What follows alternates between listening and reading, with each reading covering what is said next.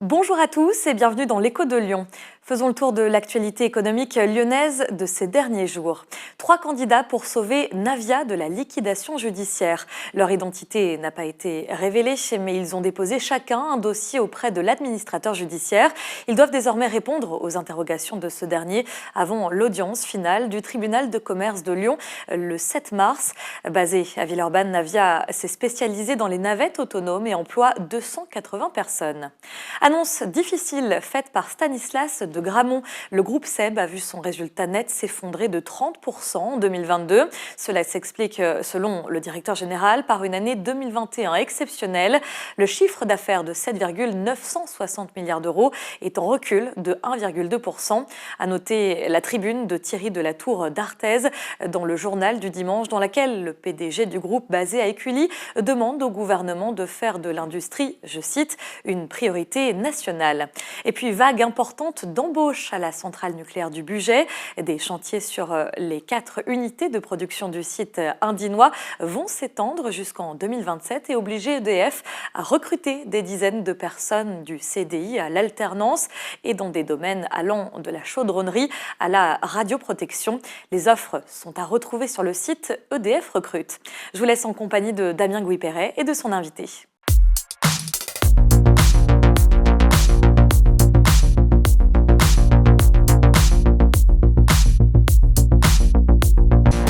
Bonjour à tous, bienvenue dans l'Écho de Lyon. On va parler du permis de conduire aujourd'hui. Passer son permis en France, ça coûte à peu près 1 800 €. C'est souvent une vraie galère pour trouver des créneaux, c'est une galère pour trouver une agence, c'est la galère quand on va déménager et qu'il faut faire déplacer son dossier, et c'est évidemment la galère quand il faut trouver une date pour passer son permis de conduire.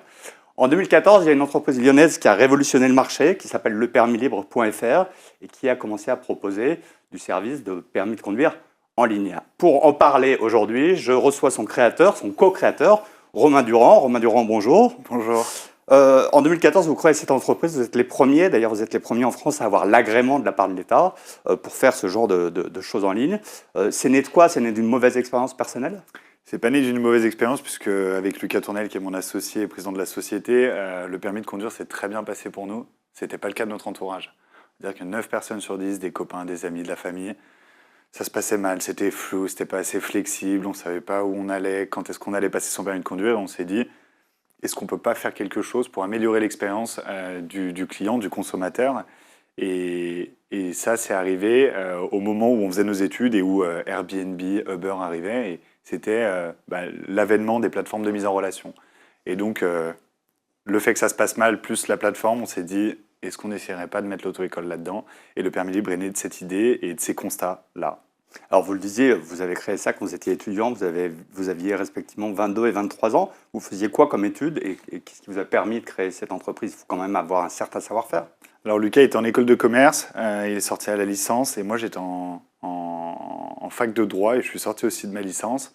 Et donc on a pris notre petit bagage scolaire et on s'est mis dans le projet et en 6 mois on a fait naître le permis libre pour démarrer l'activité en 2015.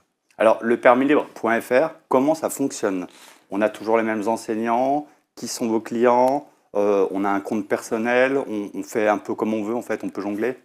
Très simple. On a des candidats et des enseignants, une plateforme de mise en relation. Sur cette plateforme, on fournit tous les outils nécessaires à la réalisation de la formation aux candidats et à l'enseignant. Vous êtes candidat, vous pouvez attaquer par le code de la route évidemment. Ça vous coûte 19 €. Tout est en ligne, les cours, les entraînements. Vous réservez votre place en seulement 24 heures partout en France pour l'examen théorique.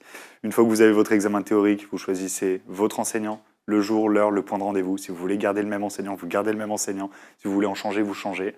Vous n'avez plus de limite géographique. Vous pouvez démarrer à Lyon, finir à Marseille. Et tout ça se passe en ligne. Et évidemment, la fameuse place d'examen pratique, et on va dire la partie la plus complexe, aujourd'hui, vous l'obtenez en 32 jours sur le site internet. On a des délais qui sont vraiment excellent, une formation qui est ultra fluide et tout se passe en ligne. Et c'est pareil pour l'enseignant. L'enseignant gère la totalité de sa formation, enfin de la formation de ses candidats, l'application de sa pédagogie, l'exécution de son planning depuis son application. Et en fait, j'ai l'habitude de parler d'un cercle vertueux. Avec ce système-là, on a un consommateur qui paye 30% moins cher son permis de conduire et un enseignant qui est rémunéré 40% mieux que lorsqu'il était salarié, avec tous les avantages, le confort, etc. Donc aujourd'hui, on est assez fiers d'avoir fait naître cette solution. Alors j'imagine que dans le milieu des auto-écoles, vous ne vous êtes pas fait que des amis. Je pense que ça a été un peu la galère parce que c'est leur mot rassuré finalement. Alors, je ne veux pas dire que c'est leur moment rassuré parce que, en fait, quand vous avez un marché qui est ultra réglementé, ben, vous freinez la concurrence. Ce marché, on est arrivé dedans, on l'a finalement déréglementé. Le gouvernement a suivi en déréglementant pas mal de choses et surtout en faisant évoluer très favorablement le cadre réglementaire pour le permis libre, mais aussi pour les candidats. Aujourd'hui, ils ont numérisé la totalité du système pour s'inscrire, pour passer l'examen, etc. Donc, les auto-écoles doivent suivre le mouvement, il n'y a pas de raison. Et aujourd'hui, nous, ce qu'on voit, c'est qu'on a de plus en plus d'auto-écoles qui viennent nous solliciter, des gérants qui rentrent sur la plateforme en fermant leur auto-école et en disant, en fait, le permis libre, vous avez réglé les problèmes qui étaient chronophages pour l'auto-école, vous avez supprimé des charges telles que le local. En fait, moi, je vais venir avec ma valeur ajoutée. Ma valeur ajoutée, c'est ma pédagogie. Et c'est quand j'applique ma pédagogie pendant les leçons de conduite que je gagne de l'argent. Et donc, ils nous rejoignent. Alors les moniteurs auto-école sont des indépendants. Ce sont des indépendants. Alors que dans les auto-écoles, souvent, ce sont des salariés. Exactement. On est d'accord. Vous aviez déclaré dans une interview avoir multiplié les galères juridiques. Vous pouvez nous donner un exemple? Pourquoi ça a pu bloquer, par exemple? En fait, entre 2015 et 2019, il y avait un cadre légal, un cadre réglementaire qui était flou. En fait, la manière dont on exécutait en fait, le système auto-école, dont on fonctionnait, n'était pas dans les lignes du droit. Donc il n'y avait rien d'écrit pour nous. Il y avait un vide juridique, vous êtes enfourné. Exactement. Et donc nous, on est rentré dans ce vide juridique. Et pendant 4-5 ans, il a fallu que la politique, la justice règle le sujet en disant on peut faire comme ci et on peut faire comme ça. En 2019, on a gagné la totalité des procédures, puisqu'en fait, on ne change pas le sens de l'histoire. La numérisation de l'économie, elle est là. La numérisation des sociétés, elle est là aussi. Et donc, on a suivi ce mouvement et on a réussi à embarquer le système auto-école dans une numérisation globale qui permet aujourd'hui d'avoir des prix beaucoup moins chers, des rémunérations plus élevées et de créer le fameux cercle vertueux dont je vous parlais il y a quelques minutes. Alors aujourd'hui, vous avez combien d'élèves? Vous en formez combien chaque année ou depuis que vous êtes créé?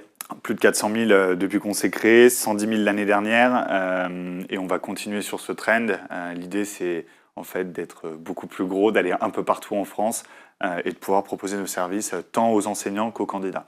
Alors quel est le potentiel en France en matière de permis de conduire? Alors, permis de conduire, c'est énorme. C'est le premier examen de France. On a 1,2 million de candidats chaque année.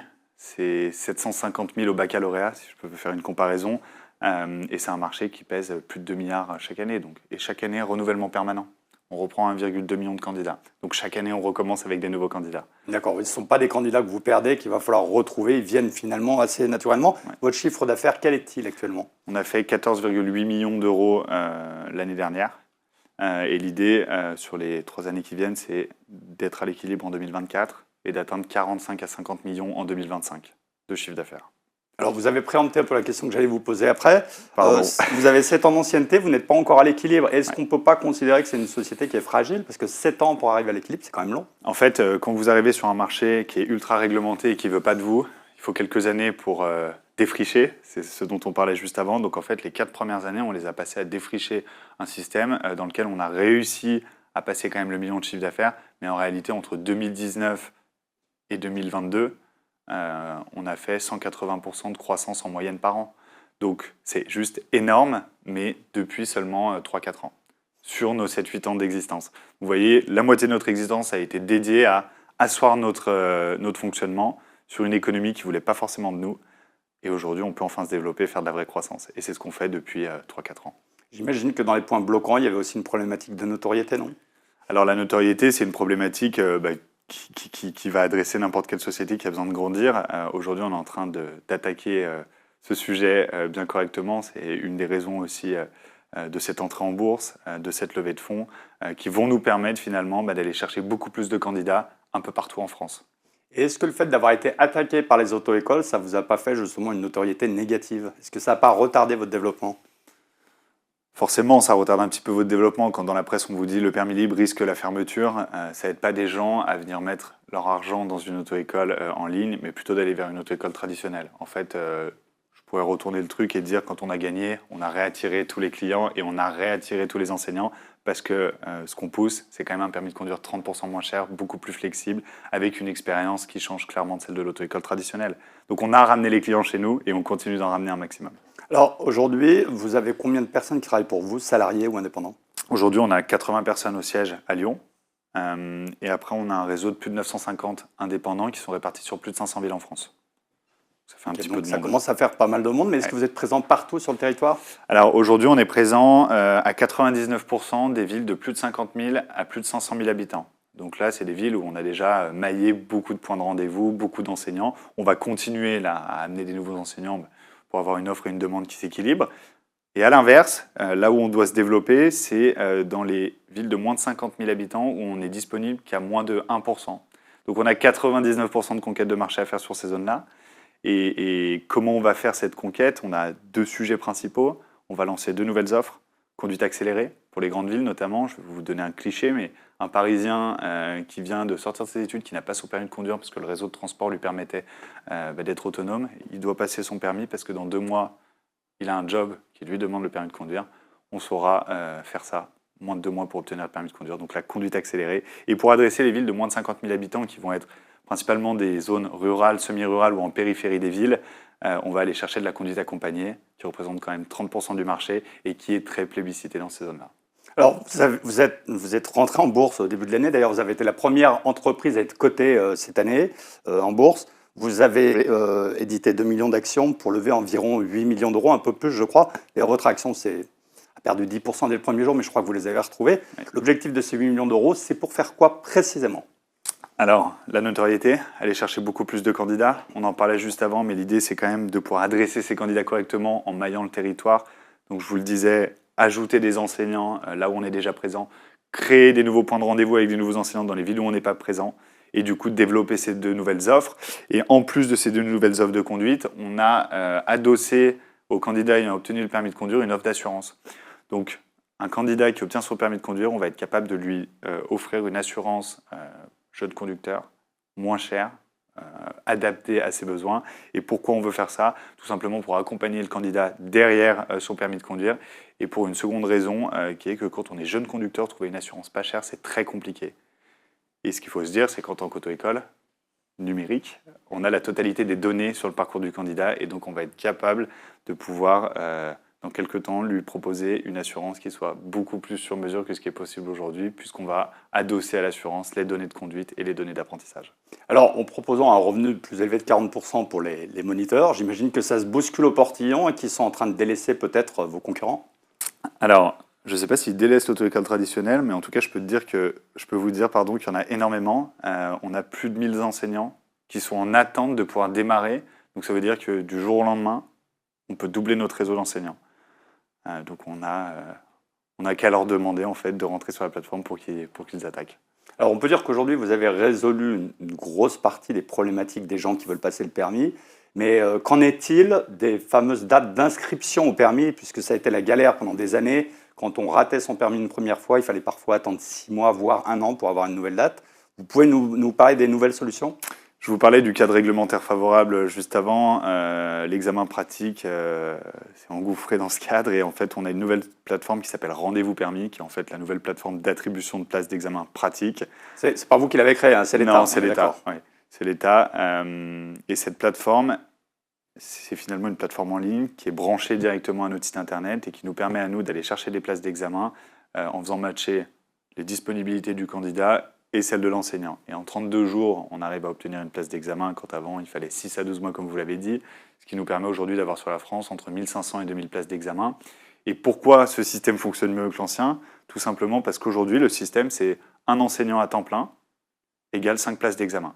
Donc plus vous avez d'enseignants, plus vous avez de places d'examen. C'est notre cas, on a énormément d'enseignants et ces enseignants doivent pouvoir présenter leur candidat au permis de conduire. Alors, dans votre calendrier, la prochaine étape, c'est quoi? C'est l'Europe, à moins qu'il y ait déjà des sociétés similaires qui existent en Europe. Quand vous aurez couvert toute la France, vous voulez aller plus loin? Alors, quand on aura couvert la France, effectivement, ou en tout cas, quand on aura pris suffisamment de parts de marché et qu'on aura la légitimité de pouvoir aller offrir une solution à l'Europe, on ira. Il y a beaucoup de pays européens qui seraient heureux, je pense, d'avoir une solution comme la nôtre. Voilà. Et puis, en parallèle, on a un cadre européen qui est en train quand même de s'unifier autour du code de la route, de la sécurité routière. Et donc ce cadre européen favorable devrait nous permettre dans quelques années, pourquoi pas, d'aller à l'Europe. Romain Durand, merci beaucoup en tout cas. J'espère qu'on vous a apporté une information nécessaire que vous irez voir sur le site internet de lepermislibre.fr. Si vous voulez rentrer en contact avec l'émission, vous connaissez le mail désormais, c'est bgp@lionmac.com. À la semaine prochaine.